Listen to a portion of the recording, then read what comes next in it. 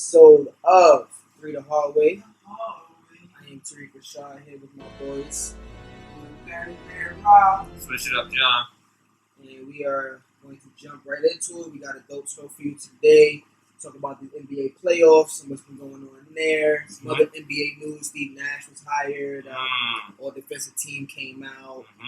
We got some milestones we want to talk about. Serena, LeBron, Doris Burch. And we got some NFL chat. We want to talk about the NFL a little bit. Some breakout teams that we expect in the AFC and the NFC. Some contracts, extensions, and free agent signings that we expect to be pivotal throughout this year. So we're going to jump right into it. Playoff matchups. Man, we got heating up in the second round for some teams. And then other teams, or other team. One team is looking really, really grim for it. Buck stops there.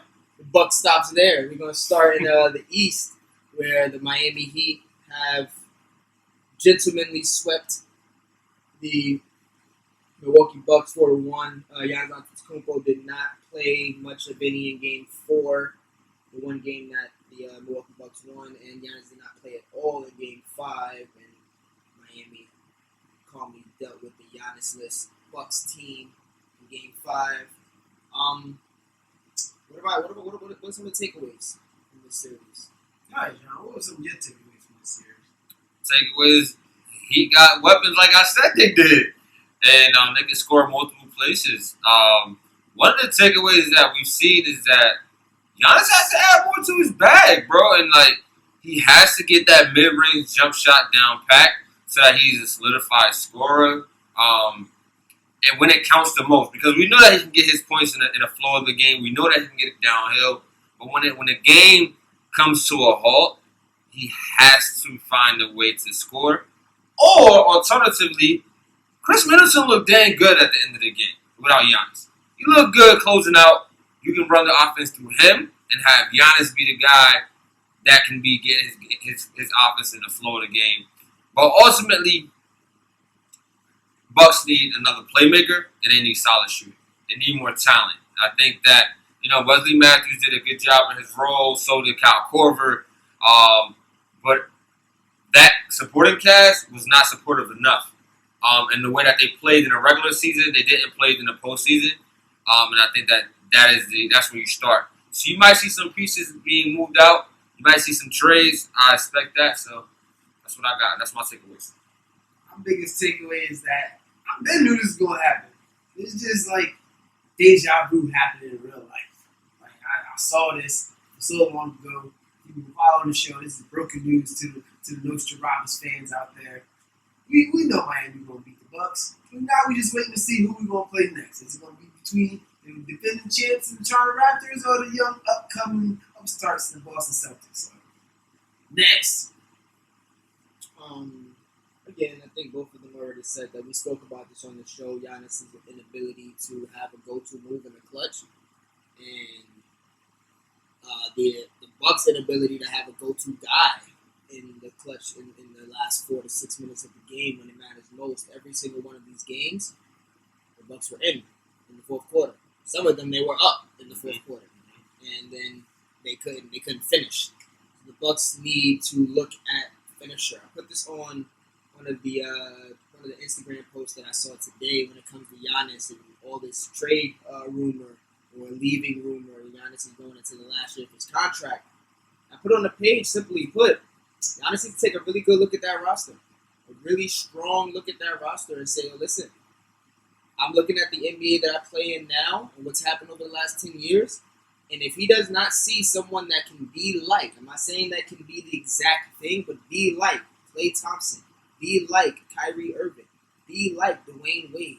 If he does not have that number 2 punch for his starter, he's got to go. Or he has to talk management into getting someone there. Which would be the more formidable option. I would rather see Giannis stay out there and make the Bucks a championship team. I think that does more for his legacy than, leaving the team. But at the same time, small markets. When you look at these small markets like Oklahoma City, you look at these small markets like Milwaukee, you look at these small markets like Cleveland, or mid markets like Milwaukee Oklahoma City and Cleveland are small market. Milwaukee might be a little bit of a bigger market than that, but it's still not a huge market. And it's hard to get guys like that. They have 2 All-Stars. They have veterans. When you talk about dinosaurs when you look at Marc Gasol on the court with Toronto and Jonas Valanciunas and some of these older guys. But dinosaurs aren't just the tall ones. They got guys like Wesley Matthews and Kyle Korver, who's been debating retirement for the last 3 years. Eric Bledsoe hasn't played like himself since Terry Rozier stole the magic from his soul to me. Brooke Lopez, Robin Lopez, a lot of guys are on the back end and yeah, you want the veteran leadership to get you there. But they've been there the last 3 years. Now they got to get over the hump. To get over the hump, you need a baller. And I don't see a baller on that team. Shout out to Chris Middleton. He did his thing in Game 4 where it looked like he showed that he could be that baller. Give me the ball and get the hell out of the way. I'm going to get a bucket. I'm going to get us a shot. I'm going to get one up. But I don't believe that he's like that.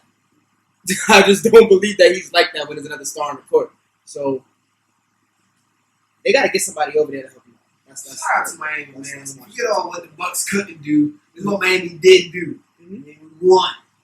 Absolutely. I'm riding with the. I understand what you're saying. I understand what you're saying, but to me, it's more about what the number 1 seed in the league over the last 2 years couldn't get done. That's the biggest. So to me, the bigger story is why is this a 5-game series? Miami they were our favorites. Did we not sit here 2 weeks ago and say that the Bucks can't score down in the stretch? Down the stretch. Mm-hmm. Miami stole Indiana's soul. Yeah, we said all of these things. We believe in Jimmy Butler. We like the supporting cast in Miami, and I expected them to be in this spot when I saw the matchups. I expected them to be in this spot the same way I expect Boston to be in the spot with them. This is Boston versus Miami is the best that the East has to offer right now. We'll see if Boston will get there. Kind of can segue into that now. Boston, Toronto just went double OT. You said like 4 guys played 50 minutes. Double OT, man. I believe 4 guys played 50 minutes. But big shot from Kyle Lowry, OG Anunoby with another big shot in the double overtime. And they pushed the series to 7 after being down 2-0. Keep it a stagnant. Rob got a side bet on this game. I have Boston. He has Toronto. We have a side bet on the series. Little friendly wager on the series. And yeah, talk about the Toronto Raptors, man. You earned it. They've earned it. Listen, talk about it. Yeah, I just feel like this is just Nostradamus' year. I just feel like it's happened, man. I see it. It happened. I don't know.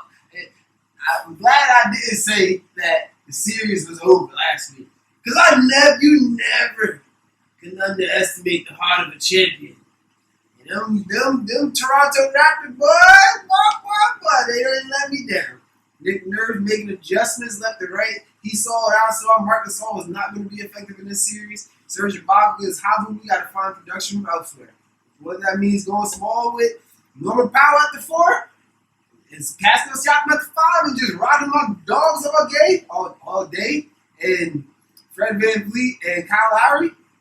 And it's winning basketball, I like to see the maturity in Kyle Lowry's game. Down the stretch, he really took control of the game and channeled his inner Kawhi-ness and won it. So I'm expecting another big game from that backcourt in Game 7. But Game 6, it's one down, next one to go, baby. Chris Paul said this when OKC took the Rockets to 7. He said, "You made it to Game 7, anything can happen." And although Toronto is the higher seed, I think the consensus, especially after Boston being up 2-0, that Toronto wasn't in Boston's league. And again, Nick Nurse in the face of adversity, Toronto in the face of adversity this year. Don't count them out. We counted them out against the Warriors last year, and they did what they had to do. We counted them out to start this year, and without Kawhi Leonard, and they've done what they've had to do to be the 2 seed, and we counted them out. I've counted them out after being down 2-0 to Boston. I will say this. They are winning some nail biters. I give them that. They are winning the nail biters. OG Anunoby's 3 in Game 3 with 1 second left on the clock. Big shots to stop them going down 3-0. And then to push double overtime in this game and come out with the victory to go to tie the game. So that's 2 out of their 3 wins with super nail biters down to the wire last shot situations. And like you said, they're champions. They're primed for that. Some of those guys, all of those guys that are performing right now, are on this championship team, whether they had different roles or not. OG Anunoby, especially, they're still champions. I think Boston is going to come with what they have to come with Game 7. To me, they're the better team, and if they play like it, there's nothing that Toronto can do. I don't think that they have enough. We'll see. I don't think Spicy P is as prime as Jason Tatum is. I don't think that the combination of Kyle Lowry and Van Fleet is better than the combination of Jaylen Brown and Kemba Walker. They don't have a defensive player of the year on their team like Marcus Smart starting. So I do expect Boston to come out of this series victorious. I mean, I said in the beginning it's going to be a chess match between Nick Nurse and Brad Stevens. And it has been. Two great coaches. It's been that, the two great coaches, one championship, reigning championship coach, and one aspiring to be a championship coach. And the funny thing is that Brad Stevens has been in this position for a long time now, where he's the next guy to come up. And he also has been to the Eastern Conference Finals, right? And not getting over that hump. And I think that this is his year, bro. I feel like I really like the Celtics. I think that the Celtics are going to beat the Raptors in Game 7. I just feel like the way that Marcus Smart, Kemba Walker, Jason Tatum, and Jaylen Brown are playing together, and more importantly, the emergence of Jaylen Brown as he's walking into his own again, into himself and finding himself. So that is very important. And Kemba only shot the ball 11 times this game. I don't see that happening next game as well. So there's always going to be adjustments, and that's going to be adjustments for next game. You get aggressive Kemba Walker. And remember, they should have closed out Game 3. They should have closed out Game 3. That changed the momentum of it. But I do believe that Boston has the opportunity right now in Game 7 to redeem themselves, and I'm going with the Boston Celtics. Out in the West, after going up 1-0 well, they're all in Orlando. But after Houston went up 1-0, the Lakers have won the last two. I wouldn't say super dominantly, but definitely clear winners. Unlike, we're not talking about OG Anunoby hitting the last second three and changing the landscape of the game. These games were over in the last 30 to minute. All three of them, honestly. It hasn't been down the wire game. They've been great fourth quarter games. Down the wire, all three of these games kind of were decided before the last couple of timeouts. So, what are we seeing out in Orlando between the Lakers and Houston? I'm starting on this one, man. I'm seeing a championship team being melded together before our eyes. I'm seeing the pieces to the Lakers puzzle being put together perfectly at the right time. And when I say this, I see Kuzma being aggressive on the offensive glass. It's not even like he's taking the ball off the dribble, like he's attacking the offensive glass, making himself active, giving himself easy buckets, and gives him confidence to hit the shots when they come. On top of the fact, boy, was I wrong about playoff Rondo. I'm calling him playoff Rondo because he ain't even Rajon no more. He's playoff. Rondo been balling out these last 2 games. He's really been a difference maker for us. Defensively, he's able to communicate with people and also be a pest to James Harden, as well as kind of be a bit of a kind of play like Jedi mind tricks with Russell Westbrook, like, oh, you can't shoot it kind of thing. I feel there's a little bit of him being in his head there. On top of the fact that when he's on the court for us offensively,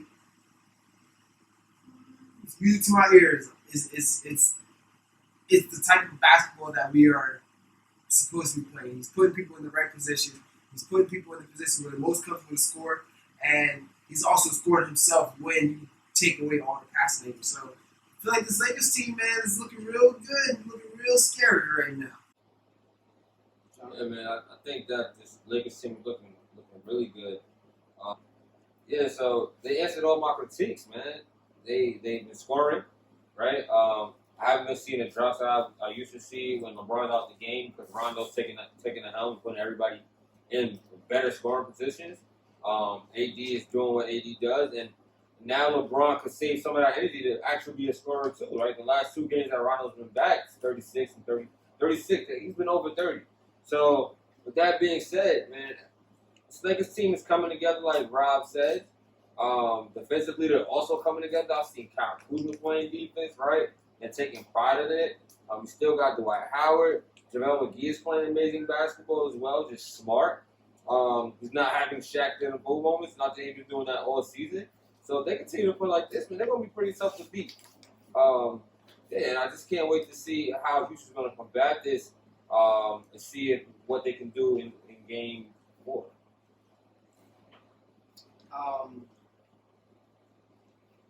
Keeping it stacked. It's not Kuzma. It's not LeBron. It's not AD. That's not what bothering me as a team, as a person that wants to see the Rockets succeed. As a person that's rooting for the Rockets to do. Goddamn playoff Rondo. Playoffs, same thing. Playoff Rondo. I'll gladly say his name. When it comes to Rondo, it's like he's always been like this. I remember when he left Boston. Since he's left Boston, he hasn't really cared about the regular season. But when he was in Chicago, what did he do? Take teams to the brink. When he was in Boston to the break.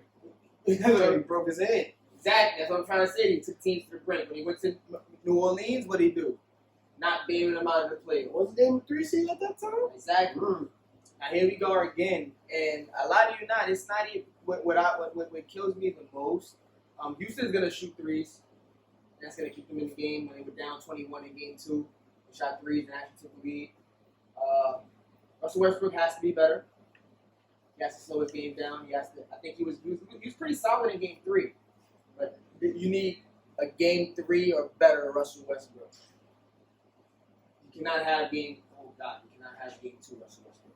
You cannot have Game 1 Russell Westbrook, or he's not helpful. He's blessed. We love Game 2 Westbrook. So what I would say that has to change is right now LeBron's IQ and Rondo's IQ versus James Harden's IQ and Russell Westbrook IQ as the two as stars on the team it's literally two totally different ends of the spectrum. Watching LeBron time chase down blocks because he knows where you're going.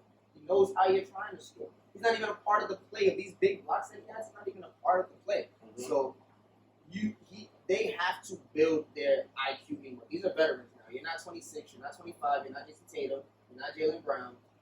You don't have the explosiveness that you once had. You got to get a little bit smarter.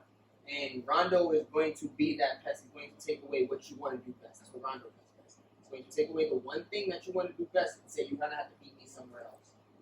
That somewhere else to me is Russell Westbrook being extremely aggressive, but also being under control. If you don't get that, it's going to be tough. It's going to be tough. I'll say that because, it's going to be tough. Because we're out of time, I'll leave it up. It's going to be tough. No, I'm not. Rondo's stats, I got to say this. Rondo is shooting 15 for 29. So not only is he playing defense and being IQ, he's scoring the basketball. Efficiently. He has 21 and 18 in the 2 games that he played. So he has 22 assists. He has 8 steals.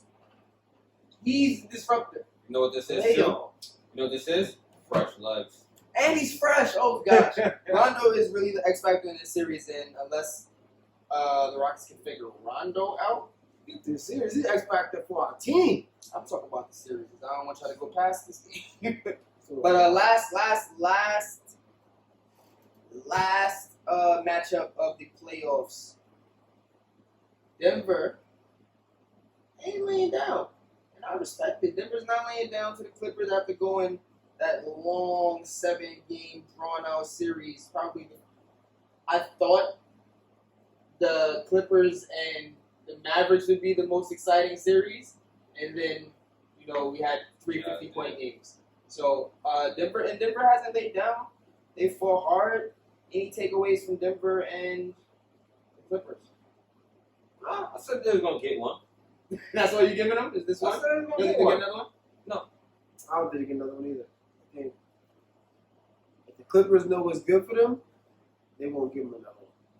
Rest is extremely important. Especially for the Clippers. Rest is extremely important for everyone when you're going every other day. Mm-hmm. for if you need it, you gotta get 16 wins. If you want the championship, you go every other day until you get 16 wins. Mm-hmm. Rest is important. The 7-game series hurt. Miami might be in the best shape right now because they've gone 2 series where they're going to get to rest. It's big. So I think the Clippers getting that extra 2 days of rest over the over Denver, so going 6 games instead of 7, went a long way. And they're the better team at the end of the day. Joker's fighting hard. Murray's on his last leg, but he's fighting hard. Clippers are too much. And Paul George isn't. Paul George, like I thought he would. He got past that first round hump. Now he's playing like himself.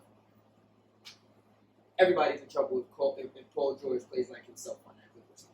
Every single team in the league is in trouble. Lakers, Houston, Boston, Miami. They get the Paul George that we see from the regular season to finish out this playoffs. I don't think anybody can beat him. I just don't know if we get that Paul George. I want to say That's I don't think anybody can beat him. But I think that is going to cover it for the NBA playoff topics. We're going to jump into our next subject. The hard way. Back with some more NBA topics. A little off-season stuff starting early this year. Biggest news over the last week, Steve Nash was surprisingly, mysteriously, some would say miraculously, hired out of nowhere, out of thin air, to the Brooklyn Nets. Being paired up with, they're pairing up the point guard with another point guard in the making, Kyrie Irving, and then one of the best scorers of our generation with Kevin Durant. So I guess my question straight up to you guys would be, is this a good hire? Will it work? I think it will work. I think that when you're dealing with 2 superstars, who's better to tell them how to be better players than a former superstar? Mm-hmm. And I think that's what it really comes down to when it comes to dealing with those players of that caliber, is respecting the person that's in front of you, leading you. And I don't think that KD or nor Kyrie respected Kenny Atkinson. That that might have showed, in the way that they responded to stuff. So I also think that Steve Nash has a history with Kevin Durant. He was working out with him with the Warriors, and he also speaks to Kyrie, so they have relationships there. And ultimately, he ran one of the best offenses in the history of basketball. So I'm pretty sure he has a great basketball IQ and a lot to offer to that team, and I'm excited to see what they're going to look like next year with him at the helm. I think Steve Nash was a hand-picked hire. I listened to his Sean Marks interview with Woj on the Woj podcast, and it became very apparent to me that it's very much more about who you know than what you know. They have a long history of playing together, and Steve Nash has been assistant player development in Golden State. But ultimately, so you think it's handpicked by Kevin Durant and Kyrie Irving? I think the way the story went, Steve Nash approached Sean Marks and was like, "Yo, I think I can do the job." Went through the interview process, sat in third, interviewed whoever, came to the Steve Nash solution, and they brought it to KD and Kyrie, and they said yes. So, is it a good hire? Is it a good hire? No, I don't think it's a good hire. I don't think Steve Nash is doing a job. I don't think so. I think there are plenty of other people who would do a better job than Steve Nash.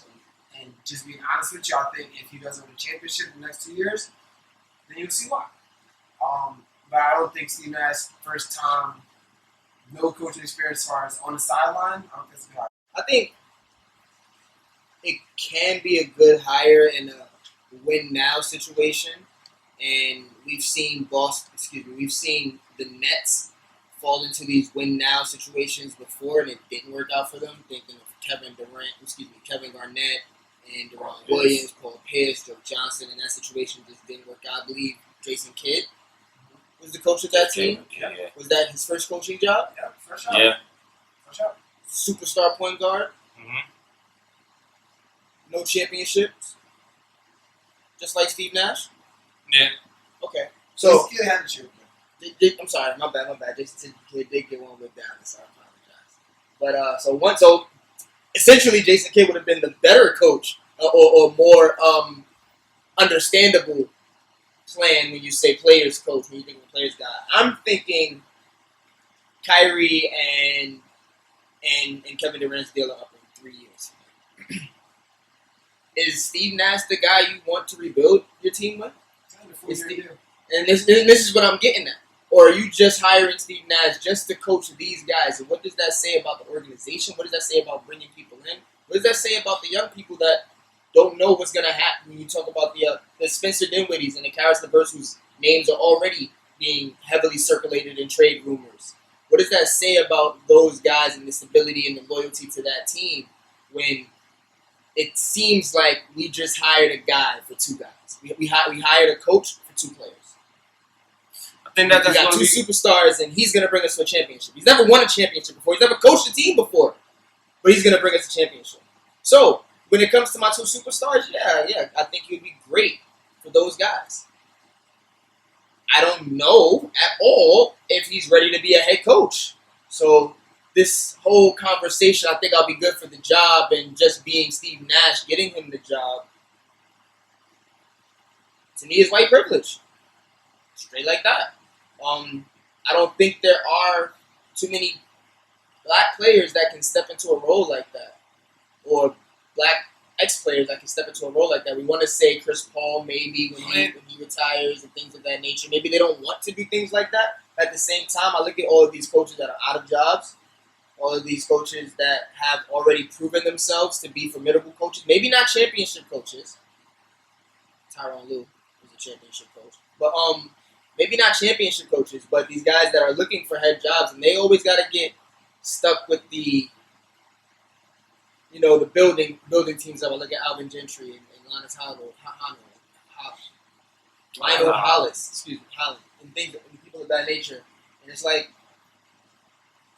why don't they just land into jobs like this where it would be easy to coach?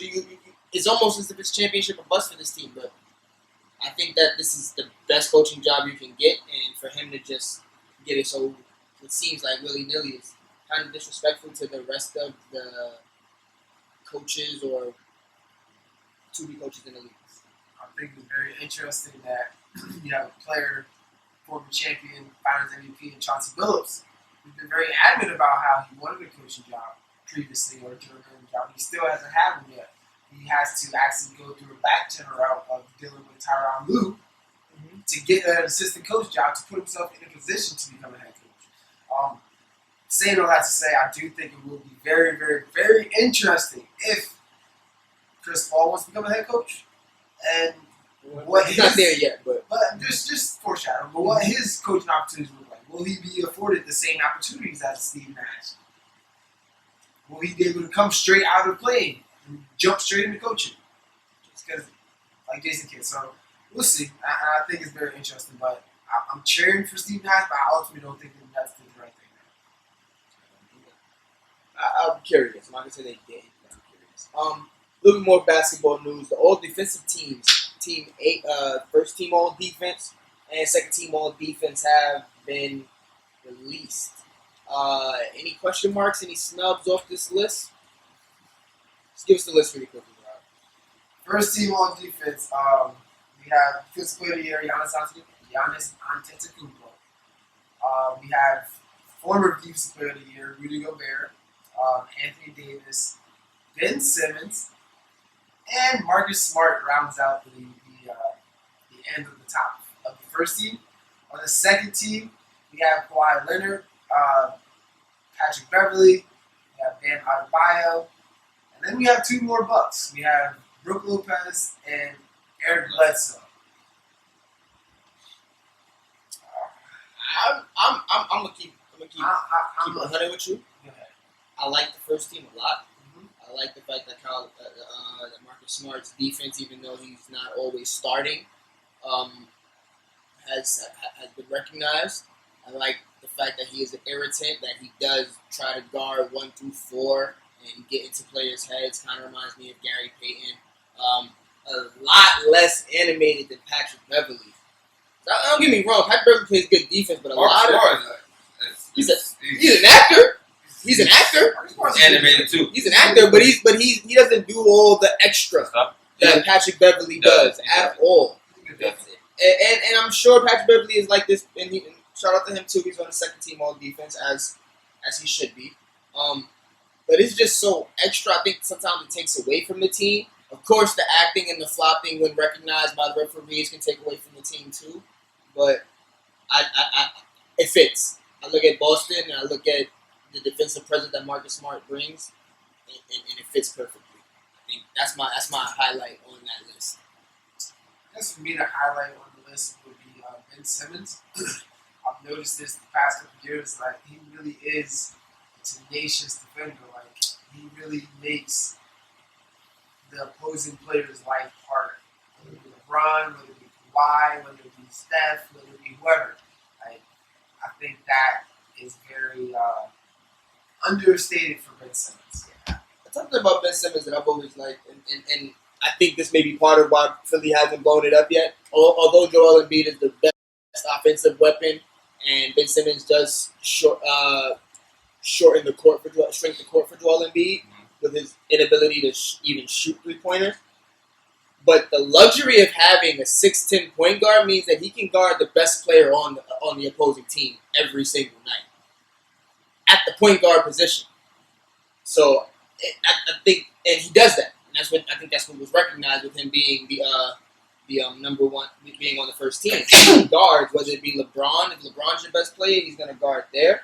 And if your point guard is your best player, if it's Kyrie Irving, if it's Kemba Walker, he's gonna go there, and he's going to make shots tougher for them. He's going to make offense harder for them. He doesn't always shut everyone down, but he's there. He plays for an all-star. He plays solid defense.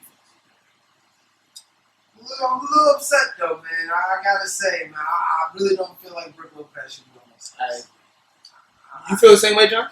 I mean, when I look at Brook Lopez, he was second in the league in blocks. Then you got Hassan Whiteside, who led the league in blocks, 2.9 blocks a game. Mm-hmm. So, you know what I mean? I guess when you playing alongside Giannis, like, your defense just looks great because that's you're funneling. You got to deal with Giannis, then you got this 7-foot hole right next to him that really doesn't jump, but it's long enough and lengthy enough to get over it and contest in weak side, which is also great. And he does the great job of being like what's his name, Roy Hibbert, and being vertical. Like, he does a great job. He's really great at being vertical, so he's better at it.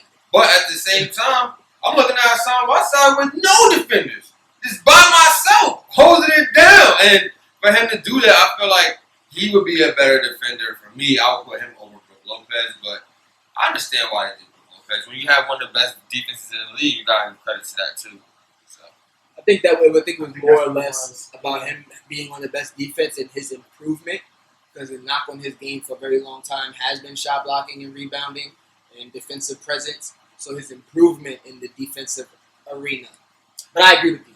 That improvement is because you have a lockdown defender like Eric Bledsoe at the point, and you have the defensive player of the year, Giannis Antetokounmpo, running all over the floor.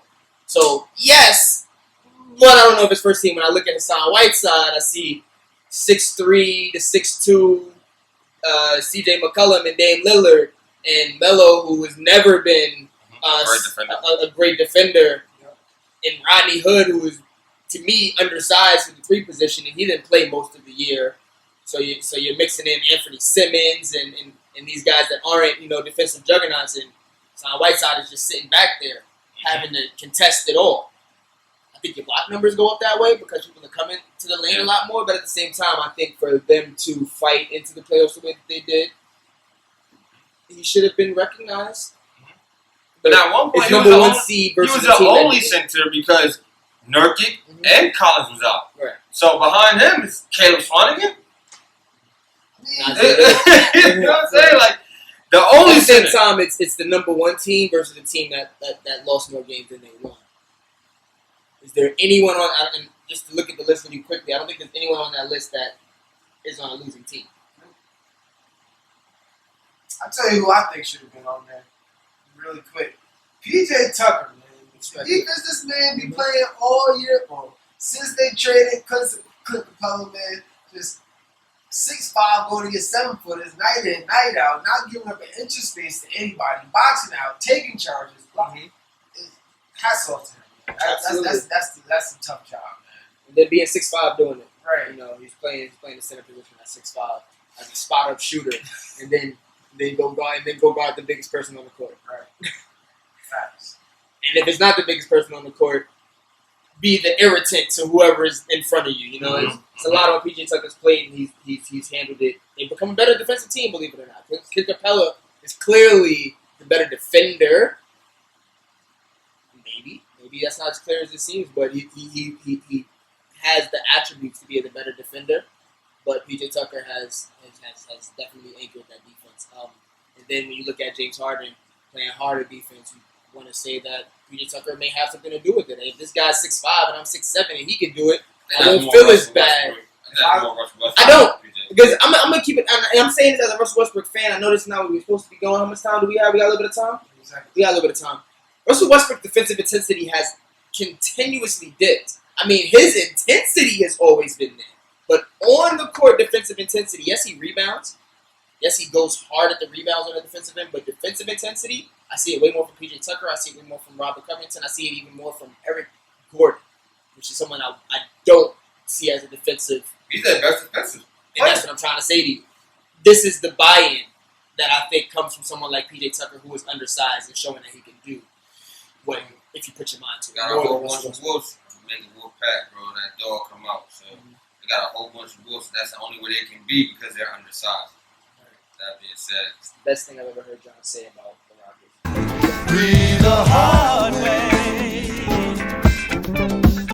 And welcome back, y'all. We're gonna jump right into it.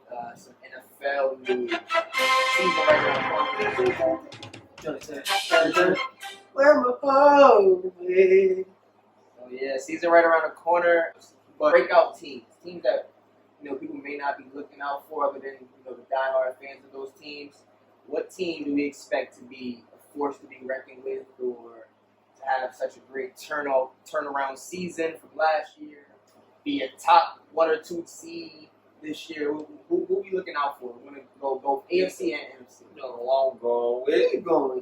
Big Blue, man. I told you about Danny telling y'all again about the Giants. Not that they have the weapons this year that's healthy. They have a full roster. We have one of the best offensive lines that we had in a long time. Danny Dimes going to his second year as a starter. I mean, I'm just so excited. Saquon Barkley's back and healthy. Ingram is projected to have a good season, man. So I think the Big Blue's going to shock a lot of people. I think we're going to have a breakout season. What's that, baby? 9-7, 10-6. I don't know, something like that. But that you go 9-7 and win the NFC East. I agree. Who knows? You have the Giants, your favorite to win the NFC East. Giants are my favorite to win the NFC East. Delusional Giants fans. The Washington football team is not going to be that good this year. I don't have high expectations about them. I'm concerned about Philly and their roster and how stable that it can be. A lot of these guys are injury prone. Carson Wentz just came up injury from last year. He gets injured frequently. Miles Sanders is there. Alshon Jeffries, Deshaun Jackson. Even Ertz gets hurt a lot. So their weapons, they're prone for injury. And the Cowboys, I'm just interested to see if they can gel under a new head coach. They got rid of Jason Garrett. There's a lot of questions over there. Amari Cooper's I don't know these, bro. The Giants don't have a new head coach? They do, but you got just. But I I feel like it's I feel like our head coach would do. We needed to get. You don't feel like the Cowboys head coach would do? I think so too. I think it's a two-team race, and I have been so long since I actually considered the Giants, even when they were going to the playoffs as the wild card. I wasn't considering the Giants a formidable team, but I think in that NFC East, we'll see what happens with Philly. I don't think Washington's ready yet. We'll see what happens with Philly, but I do think that it is a two-team race. And again, this is a division that can be won 9-7. Every year is a different person on the South. So you know what I say. It's our turn. I do think it's a two-team race, but I don't think the Giants are in that race at all. I think the Cowboys and the Eagles are definitely the two teams that are fighting for winning that division. And I think the Giants are kind of fighting or hoping to be one of those last teams in the new playoff spot that just That happened. 7th seed. Yeah, I think that's kind of what their outlook is for. My breakout team from the what's NFC your all dog? year, Right with your dog? 1 year too early. I'm going back with the Chicago Bears. I'm going right back at them. Mr. That's Trubisky had a good listen, year. listen, yeah. I don't expect Trubisky to have a good year. No, I don't think that's going to happen. But I do expect the best backup quarterback in the NFL to lead that team to the promised land, the playoffs. Nick Foles. Okay. He didn't get the job coming out of camp, but that's what you expect. You know, you draft Mitch Trubisky in the first round, you trade up to get him, you give him a chance. And I do think Mitch Trubisky is going to fumble the job, and I can see Nick Foles taking away. Mr. Trubisky went from being your standout last year to someone who's going to lose his job.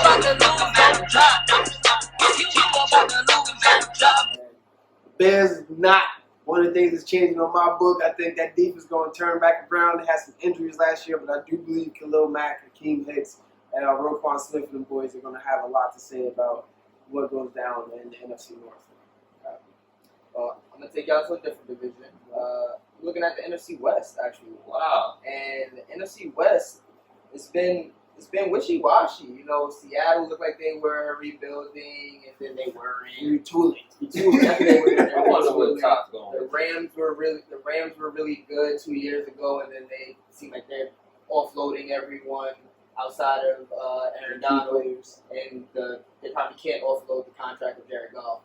I think he's like 7th or 8th, his highest paid quarterbacks in the league. Get our stat check on that. And then San Francisco. I'm not gonna lie to y'all. Not 100% sold on San Francisco. I think they had a really good year last year. I don't expect them to reciprocate the same success. It's not to say that they won't be good or play a team, but I do like the mixture over in Arizona, man. I guess you was gonna say that. I do like the mixture of young talent with age, but still very solid veterans in Patrick Peterson, Larry Fitzgerald. You know, they have Chandler Jones over there as well, who the Baker's been around for a while. Offensively, you've already talked. You think Kyler Murray's going to have a great year. I think DeAndre Hopkins is the best receiver in football, and I'm a huge Larry Fitzgerald fan. Christian Kirk had a great year last year, so offensively, at least throwing the ball wise, I think they're going to be a team to be reckoned with. They have the corners. They have the type of defense and offense that I would want. I would bet on. So I'm going to take Arizona as a playoff team. Now I do want to say before I go into my AFC team that I've been really bad at this the last 2 seasons. I picked Jacksonville 2 years ago. Been bad at this the AFC though. Picked Jacksonville 2 years ago after they took the Patriots to the brink and they lost and they haven't been good since. And then last year I was big on the Browns and they didn't make the playoffs either. This year I'm banking on the Bills. I've been talking about the Bills all now you want season. to talk about I've been talking about the Bills all off season. Last season 1, the Bills ain't for real. Now you want to buy Bills stock. I'm in on the Bills Mafia. I'm gonna tell you why I'm in on the Buffalo Mafia. I think Josh Allen is the perfect dual threat quarterback, and you don't look at him as the runner. Rob didn't look at him as the runner last week, but Josh Allen is just as good. By the way, Kyler Murray rushed for more yards. Absolutely, by 34 yards. Kyler Murray did outrush him. But Josh Allen puts the ball in the end zone. He hasn't had the superstar receiving core, but I think adding Stephon Diggs makes everyone go into their true position. Cole Beasley becomes your slot. John Brown. John Brown is able to take the top off the defense. I think he ran the fastest 40. One of the fastest players in the NFL. They re-signed Trey White. They just added Josh Norman, who has a lot to prove right now.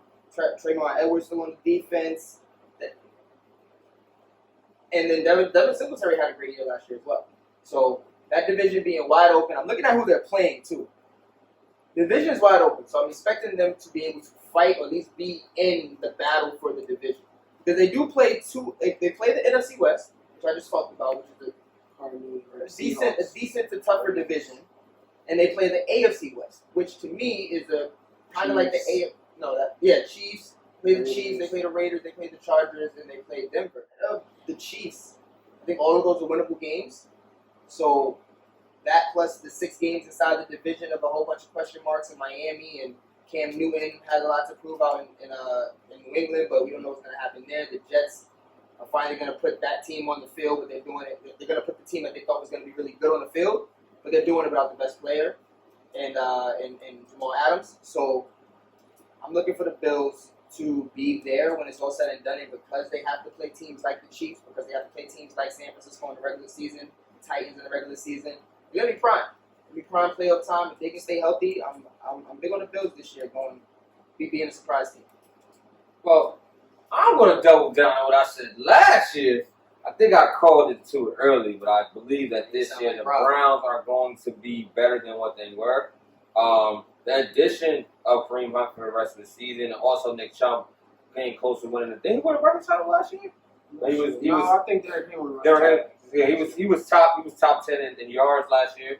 Nick Chubb, and then you got a healthy Odell Beckham right in the second season. You connecting with Jarvis Landry. You got Njoku who's coming back, right? I think the Browns got a lot to offer, bro. This year, the defense is going to be back. Myles Garrett's coming off a suspension. You still got Ward over there as well. So, man, I'm just really interested to see what Baker Mayfield does this year. Like, that's what it's all contingent on. And even if it's not, they have a new head coach over there who's probably going to put more running formation now with the 2-back system, probably do a little bit more play action, get these guys open and easier looks and easier reads for Baker. So I want to see what that looks like, and I'm really hopeful on the Browns. I do understand that the Ravens are in that division. It's going to be hard to take, and the Steelers are in that division as well. It's also going to be hard. That's my thing with the Browns. Browns had the golden opportunity last year.